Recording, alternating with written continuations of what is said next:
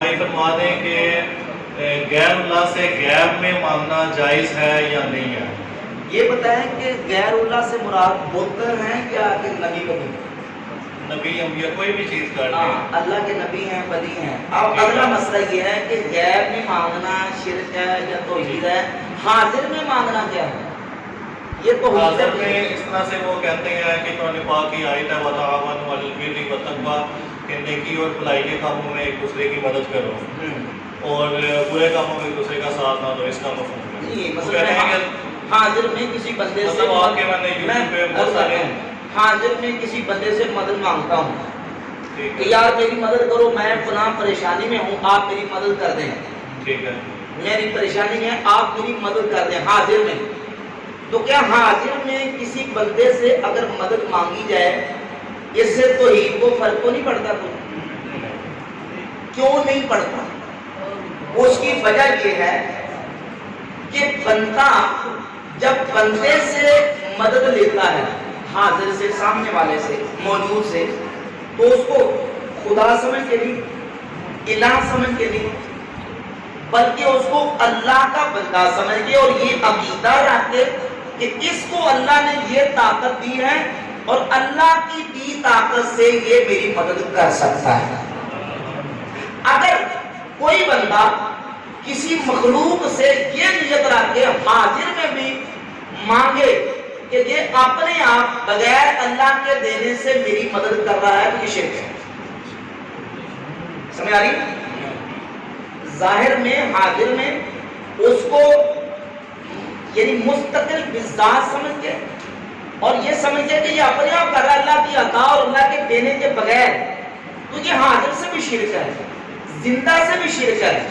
اور اگر کسی اللہ کے بندے سے اس کی طاقت کے مطابق سوال کرے کہ یہ اللہ کی دی طاقت سے اپنے جسم سے بھی اور اپنی روحانیت سے بھی میری مدد کر سکتا ہے اور اللہ کے دینے سے کر سکتا ہے، تو شرک نہیں ہے۔ سورۃ النمل اٹھائیں آیت نمبر 40۔ سلیمان علیہ السلام نے فرمایا، تب کون لائے گا؟ مختصر کر رہا ہوں، آصف بن برقیہ کاتب و سلیمان علیہ السلام کے منشی کہتے ہیں قال الذی عنده علم من الکتاب انا آتیک بہ قبل ان یرتد الیک طرفک، میں لے کے آؤں گا اور کب؟ آپ کی آنکھ جھپکنے سے پہلے۔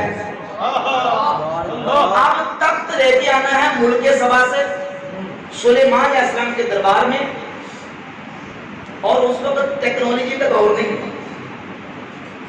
اب تخت لے بھی آئے قبل ان یرتد الیک طرفک، آنکھ جھپکنے سے پہلے۔ سوال یہ ہے کہ وہ تخت کس طاقت سے لے کے؟ کسی ٹیکنالوجی سے، کسی دنیاوی سورس اور کسی جو جس کو تحت الاسباب کہتے ہیں، اسباب کے تحت لیتے ہیں۔ کون سا سبب تھا جس سبب سے وہ تخت سلیمان علیہ السلام کی بارگاہ میں لے گئے؟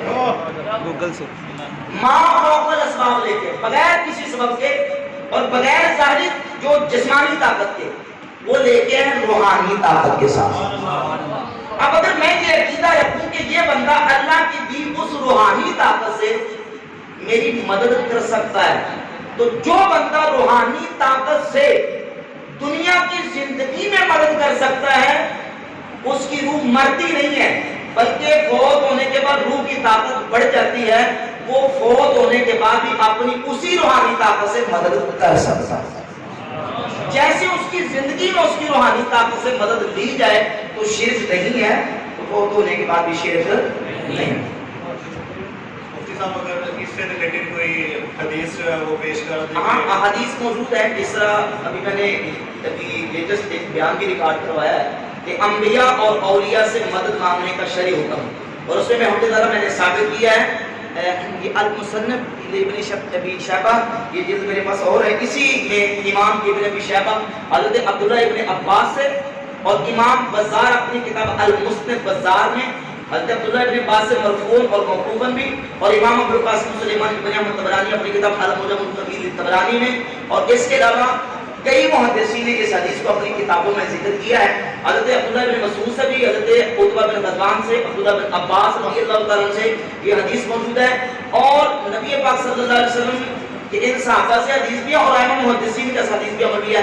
سرکار نے خود اعلان فرمایا کہ جب تم کسی ایسی جگہ پہ ہو جہاں تمہاری کسی جنگل بیابان میں سواری گم ہو جائے تو ایسی جگہ پہ تم اللہ کے بندوں کو ندا دو, یا عباد اللہ اعینونی, یا عباد اللہ اغیثونی, احرسوا, اے اللہ کے بندوں میری سواری کو روکو, میری مدد کرو, میری فریاد کو پہنچو.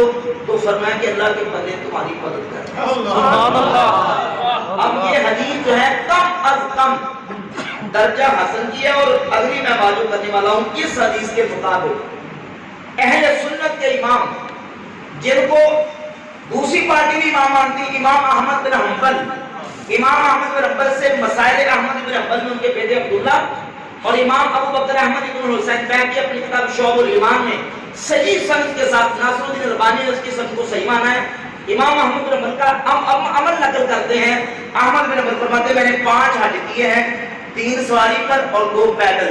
ایک سواری میں رستہ بھول گیا, تو جب رستہ بھولا تو میں نے یہی کہا یا عباد اللہ دلونی, اے اللہ کے بندوں میری رہنمائی کرو. فرمایا میں پکارتا رہا حتیٰ کہ میں رستے پر چڑھ گیا. سبحان اللہ. اللہ کے بندوں کو امام احمد بن حنبل نے پکارا. اگر یہ پکارنا مطلقاً شرک ہے تو احمد بن حنبل کا کیا کرو گے؟ عبداللہ بن مبارک رحمۃ اللہ کا عمل ضم الکلام اہلہ میں روایت موجود ہے کہ امام عبداللہ بن مبارک کا عمل یہ ہے. امام طبرانی اس حدیث کو بیان کر کے کہتے ہیں جرب ذالک, اس کے مطابق عمل کیا گیا. امام نووی کتاب الاذکار میں حدیث بیان کرتے ہیں, کہتے ہیں میرے بڑے بڑے اہل علم شیوخ نے اس کے مطابق عمل کیا ہے. تو کیا نکلا دیگا کہ اللہ کے بندوں کو اس طرح کی نیت کے ساتھ اگر کوئی پکارے تو شرک نہیں. شرک یہ نہیں ہے کہ اللہ کا بندہ اللہ کی عطا سے مدد کرے تو وہ شرک ہے. شرک کہتے ہیں اس بات شریک فی الالوہیہ بمعنی وجوب الوجود کمال الوجود اور بمعنی استحقاق العبادہ کمال عبادت الاسلام. شرک یہ ہے کہ کسی بندے کو واجب الوجود مانا جائے, کسی مخلوق کو واجب الوجود مانا جائے, اس کو عبادت کے لائق مانا جائے, یہ شرک ہے. اور جب بندہ اعتقاد الوحدانیت اللہ کی وحدانیت پر ایمان رکھتا ہے, کسی غیر کو اللہ کے ساتھ واجب الوجود اور اس طرح کی عبادت نہیں سمجھتا, اللہ کا بندہ سمجھے اللہ کی طاقت مانتا ہے, تو وہ شرک نہیں ہے.